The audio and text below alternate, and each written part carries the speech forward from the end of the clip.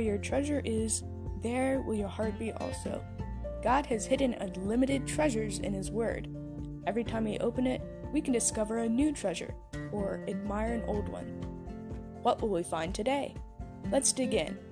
Here's Carla Early with Treasure Hunt in the Word. One of my favorite stories as a child was the Exodus. My kids liked it too. They would act it out. One, armed with a yardstick, would shout, "Let my people go!" And the other, sitting regally in the rocker, would shout back, "No!" That's the preschooler's favorite line. And the one with the yardstick would stamp it firmly into the carpet and say, "Then I'll send frogs." But as I read the story this last time, I noticed a recurring line I hadn't seen before. Don't you just love how you can read the Bible 100 times and get something new out of each story every time you read it? That just reminds me of how Hebrews 4 says that the Bible is living and active. As we read it, the Holy Spirit teaches us different things at different times in our lives. What I saw this time and started underlining were the words, "By this you will know that I am the Lord." It was phrased in different ways at different times, but it gives the reason that God sent all the plagues. It started in chapter 7 before the first plague. God told Moses to go to Pharaoh, who would refuse to release the people. He revealed to Moses why he would do these great acts of judgment on Egypt. Interestingly enough, it wasn't so Israel would know the Lord, but so the Egyptians would. So when Moses announced the first plague, turning the Nile to blood, he passed on God's reasoning. He said, "By this you will know that I am the Lord." The Egyptians didn't know the one true God.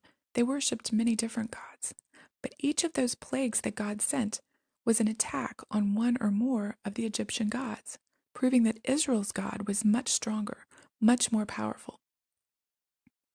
Upon the second plague, Moses announced again God's purpose, that you may know that there is no one like the Lord our God. By the third plague, the magicians believed and told Pharaoh, "This is the finger of God." On the fourth plague, Goshen, where Israel lived, was spared. Why? Moses told Pharaoh that it was so you may know that I am the Lord. He announced God's purpose again for the seventh plague and the eighth. So the question is, did the Egyptians learn this? Well, some of them did. When the Israelites left Egypt, the Egyptians, knowing that Israel's God was the true God, and they were on the wrong side, gave the Israelites silver, gold, and clothing as they left. And some possibly went with them. Exodus 12:38 mentions a mixed multitude also went up with them, and that is possibly some of the Egyptians, wanting to identify themselves with the true God instead of the powerless Egyptian gods. Still, Pharaoh didn't accept Israel's God as the Lord. But when the people of Israel crossed the Red Sea, Pharaoh and his army knew, in their last moments, that Israel's God was the one and only true God.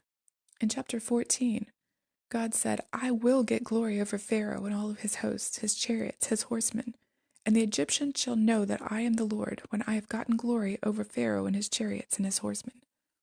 So, God got the glory.